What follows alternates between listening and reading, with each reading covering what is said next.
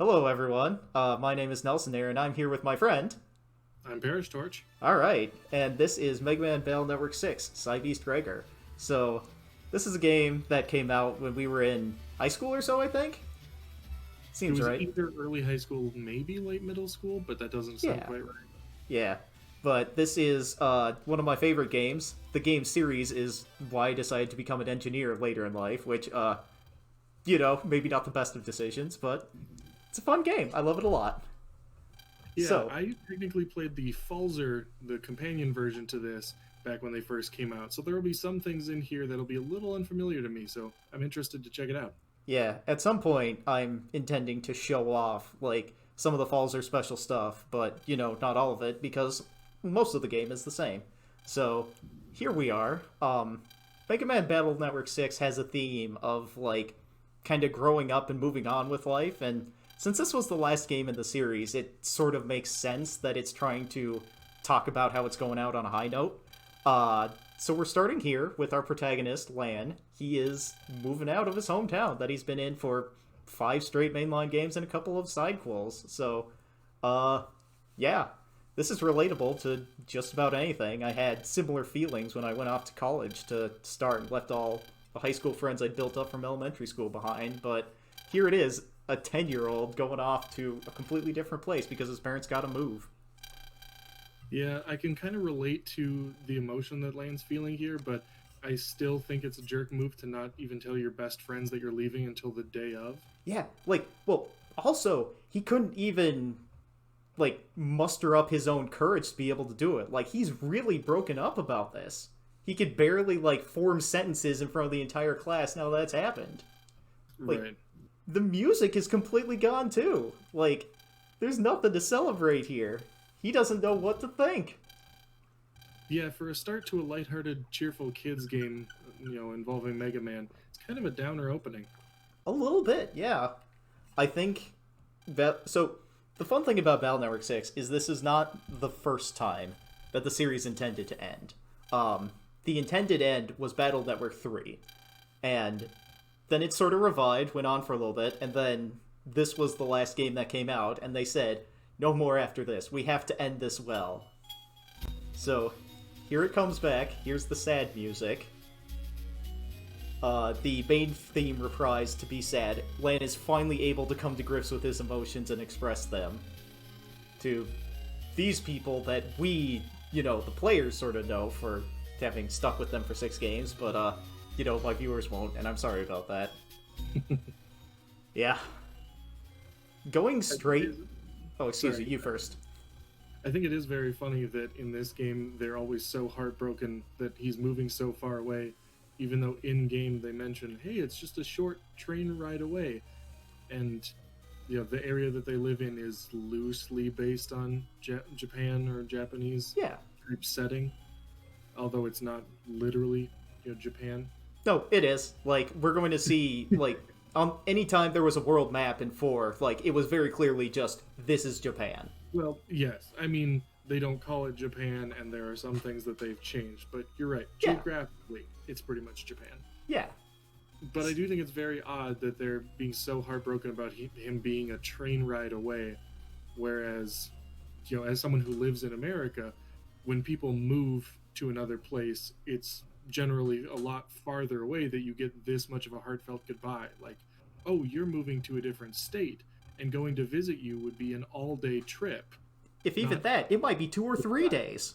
you're right, yeah. Yeah, but here it is. Like, they can hop on a train and see him in hours, and also, they have the internet. Mhm. Like, you could just turn on a video call and say hello. Also, the fact that Land doesn't do that for a lot of the video game is kind of a dick move in retrospect. Especially in this world where the net is, so much greatly expanded over what it is Yeah. now. Oh, yeah. It's it's wild that yeah, I'm so broken up about talking to these people, and now he's here, and it's just whoop, he just completely forgets. I do want to mention, while he was in the bedroom, that poster of Solar Boy Django. Yeah. On the wall. That's another nod to a related series, Boktai. Yeah, there was a lot of tie-ins from Mega Man Battle Network 4, including like Hideo Kojima appearing in that game, because Hideo Kojima was responsible for making the Boktai series, I think, and they have a crossover event in Battle Network 6 that is exclusive to the Japanese version of the game. So I might cover that in the future. I'm not going to hard commit to that, because it'll be very hard for me to play the entire game up to that point without understanding a thing that's going on, but I might try it.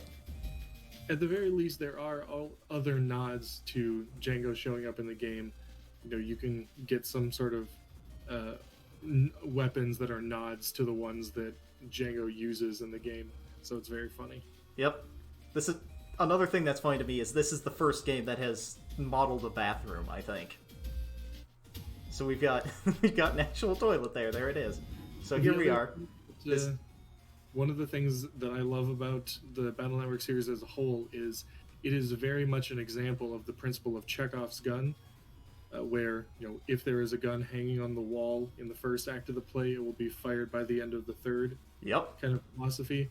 In Mega Man, a lot of things that you think about, like, why did they bother putting this environment in or creating this texture or model? It's because it's going to come up later in the game. Yep. Also, one of the things I'm sort of showing off here is that this is a much different place than AC/DC Town was earlier. Like, we've got a cobblestone sort of brick underneath all the houses here. Things seem a lot more industrialized and city-like, or urbanized is the word I'm looking for. Whereas AC/DC Town was clearly like a relaxed suburb. This guy here is a scientist. He sells sub-chips. They're helpful. I'll use them throughout the game. Here it is, the Expo Pavilion. This is the thing that Lan's dad said he was coming to work on, so it's a good thing that he put himself, like, right next to it. No better place to be. Well, the things that's... Oh, you first. I was gonna say, I just think it's interesting seeing the houses in both towns. Definitely not to scale, but yeah, kind of charming in that way. Yep. So, with the internet and machine and high technology being the order of the day, sometimes it goes wrong. In this case, robots can have computer viruses that cause them to completely malfunction, such as this robot dog harassing this girl. So, we want to stop that. And as in any good long-running RPG series, even though Lan and Mega Man have saved the world multiple times over, even though they're the big damn heroes, essentially, they're still starting over at the level of amateurs. Yep. And obviously, you have to have the tutorial fight to teach the player how to play the game if for some reason they happen to jump in the series late. Yeah. But I think it's very interesting that Mega Man's actual power level and the abilities that Lan has access to are so much restricted. Yep. What happened between the end of the last game and this one? Well, one thing they note when you get something called the Navi Customizer later is that it was finally upgraded to the newest version. So what I like to think is that the hardware is advancing very quickly, and so it becomes obsolete very quickly and isn't backwards compatible. Like, that's the only explanation that I can muster, because, like, the entire series takes place over a year, maybe two, and in that time, Lan throws away all his stuff and starts over, 6 times. Mm-hmm. Like, technology's moving crazy fast to make that happen. Yeah, that would certainly be a fast rate of expansion there. I guess the other part of it could also be that in earlier games, they specifically mentioned that Mega Man is a very special NetNavi program. Yes, and we'll get into that in this game, too. Right. So that could also be part of it, why, if there is some sort of major overhaul of technology between the net or the pet devices, then yeah, it would certainly take a lot of major retooling to make Mega Man compatible with it, perhaps. Yeah. Because, like, the software update for the Navi Customizer comes, like, a little ways into the game here. Like, a couple hours in the future. So, they're working on it slowly. But one of the things I've also realized is we're halfway through the tutorial. We haven't talked all that much about it. I was having the same thought. Yeah! So, I mean, the first one there wasn't a lot to talk about. You yep, selected a couple of cannons and you shot cannons at them. yep, Fairly self-explanatory. yep. Also, here I am just sort of moving around, demonstrating you can move sort of everywhere. The first tutorial is just sort of basic movements and the idea that you can use multiple battle chips at the same time in battle. I'm demonstrating the Buster here. It does 1 damage per shot at this point in time. You can charge it up for 10, as I showed in the first battle. What controls the amount of chips that you can select is whether they're all the same exact chip, like cannon, or whether they have the same chip code underneath, such as the A code or D code. The asterisk that is underneath the air shots here is a wild card, and you can pair it with anything. And here Mega Man is talking about full synchro, which didn't I activate it in the previous 2 battles? You did at the end of the very first one. Okay. Yeah. Normally that would carry over into the next battle, but for tutorial purposes they reset it. Yep. But yeah, once you play this game for long enough, you start to know where the counter windows are on some of the enemies that you see a lot. So you're going to see me getting a lot of counter hits on Metars. They're very and prevalent. As you might have noticed, the air shots get off pretty quickly, so it was easy to line those up with the flashing window. The cannon actually takes a little bit longer for Mega Man to pull out. Yes. So you have to kind of plan for that. Yes. You have to become aware of how long the enemy is in its counter window and how long your attacks take to hit. Also, it seems this girl is extremely shy. And she's gone. School doesn't start till tomorrow, but I guess she's got something to do there. Well, it's good to see that the dog is back to normal.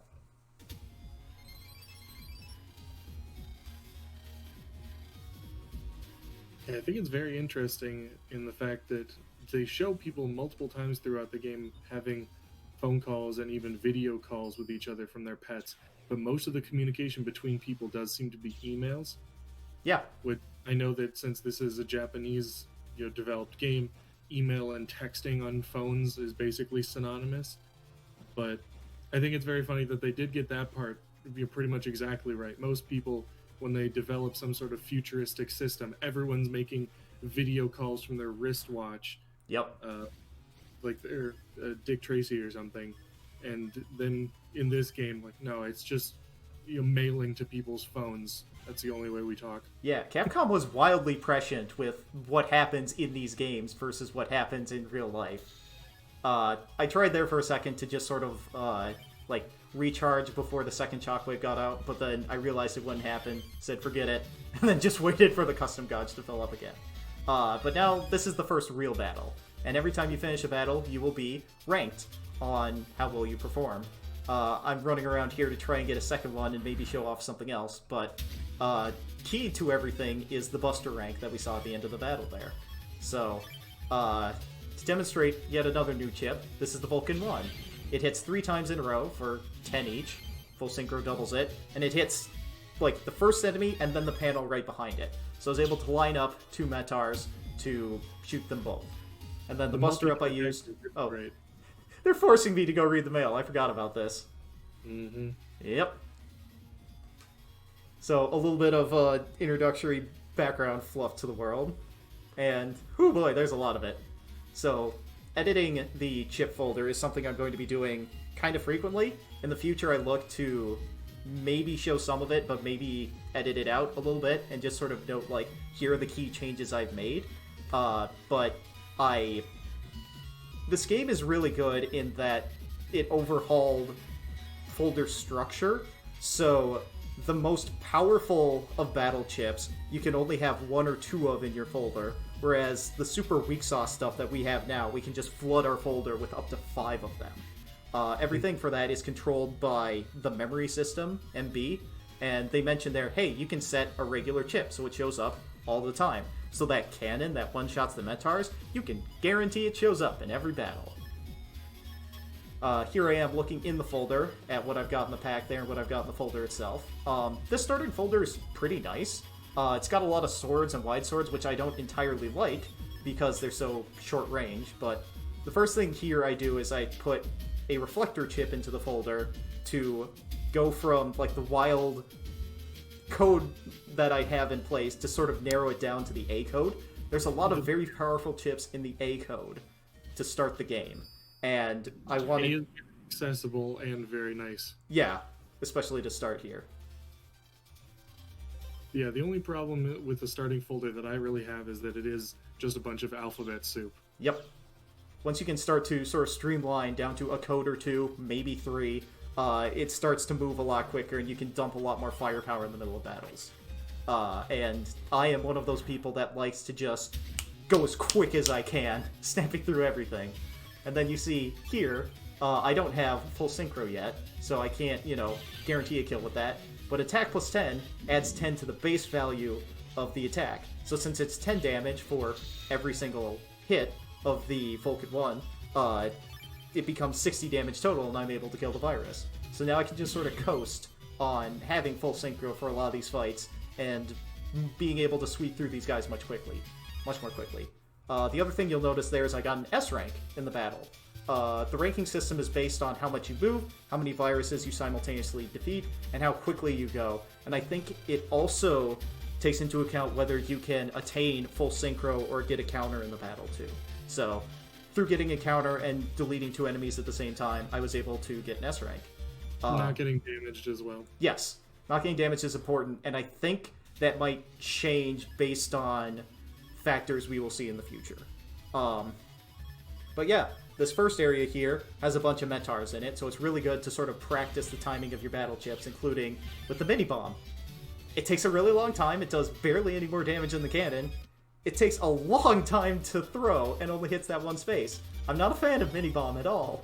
No. Yeah, mini bomb's probably the first thing I replaced from that folder. Yeah. It doesn't have the raw power of I also like that I walked here to this dead end and I'm just like, yo, Lev, what you think about this? I wonder who we're gonna meet. Thanks, bro. That's a feature that you can access pretty much at any point in the game. There's just a helpful shortcut. You press one of the shoulder buttons and you can call Lan or Mega Man, respectively, depending on whether you're in the net or in the real world. Yeah. To get some advice on what to do next. Yeah, it's to keep you from getting lost. Yeah. And, whoo boy, I might need it at some points. But yeah, there's a couple of shops here, such as the Net Cafe, where you can buy coffee for Mega Man, eventually. There's a sub-chip merchant there. There's a lady here hanging out at the bar. I like that they modeled, like, the actual bar itself for them to stand at when they're just sort of passing around data, you know? Yep. And the sub-chips that he showed off earlier, those are things that you can use outside of battles to provide some either small advantage in an upcoming battle or have other effects on the real world. Like you can use them to heal between fights. Sometimes they're needed to unlock your restricted data that you might find. So unlockers, I'll always try and load up on those whenever I see them for sale if I've got the cash. Yep. Otherwise, there's not a lot of use for them. Yep. You also notice here that I immediately took the mini bombs out of the folder, and I sort of look at it for a little bit. I think I pull out the Recover 10L. Oh, nope, I just show off what's in there. Never mind. No, I have second thoughts. No, I want a mini bomb over the Recover 10. I don't need this. So, the thing about the recovery chips is your HP stays constant between battles. So that 100 up there, if I took a hit, I'd go down to 90, and then I would start the next battle with 90. A couple of the sub chips restore your HP so that you can bring yourself back up to par in between battles. But being someone that has played this game a lot as a child, I, don't need the recovery chips that much. So this is the first battle chip shop. Up at the top there is an HP memory, which increases maximum HP by 20. I don't have enough money to buy it, and I am saving my money to buy those unlockers that Parrish mentioned. So it's going to be a while before I come back for it. The green cubes that we've sort of seen here are mystery data. That's green mystery data, which means it'll come back if we jack out and then jack back in. So anytime we come to the internet, there will be a lot of them hanging out. This is the reflector battle chip that you get from Metars. When you get hit, it launches a shockwave forward that does a certain amount of damage. The Metar counter window is so large that you can counterattack them with the reflector battle chip, which doesn't quite seem right to me, but you can sure do it. And as we saw here, picking up the regular chip, at the very top next to where it says LAN folder, you can see 6 MB. That's the total regular memory size that he's allowed to tag. Right. So this is a new enemy here. This is an enemy that was introduced to Mega Man Battle Network 6. There's always sort of a sitting-in-place gun turret type enemy. Usually they drop the cannon chips, but in this game they have their own special dedicated chip. The gunners themselves will sort of look at you, and then they will fire on your square once they find you with that cursor. They also can be hit with the reflector chip for an easy counterattack. So, things are sort of starting easy here. They have a nice chip of their own called the machine gun chip that I will eventually put a bunch of into my folder because it's really good. Yeah, we're starting kind of slow, introducing ourselves to certain combinations of viruses here. And then I think here I have the thought, can I get a counter hit from 2 squares away with the reflector? Or what is the distance at which it works?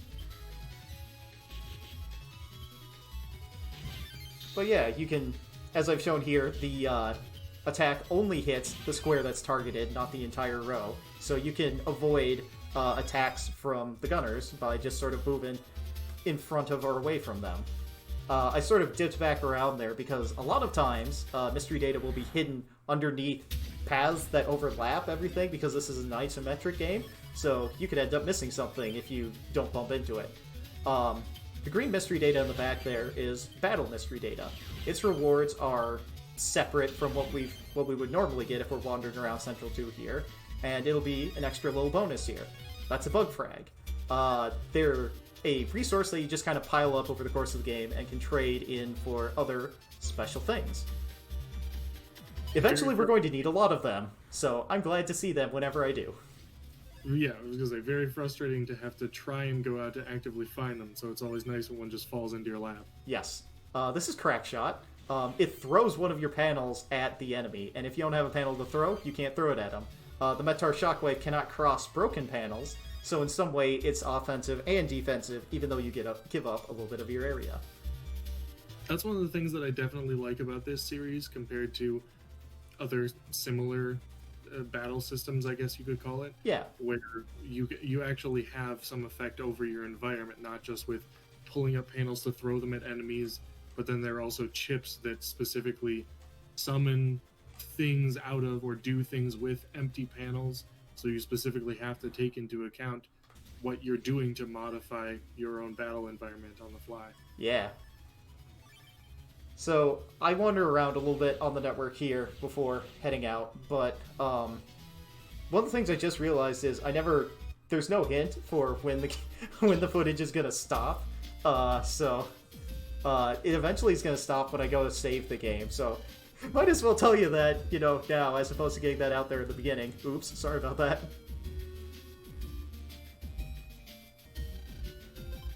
Oh, well, I guess this is probably it. So, yeah, thank you for coming out. I hope you have a nice day. See ya. It's gonna be really funny if that wasn't actually the end. Well, it might not be. Well, I guess it is the end. Alright, perfect. Stop recording.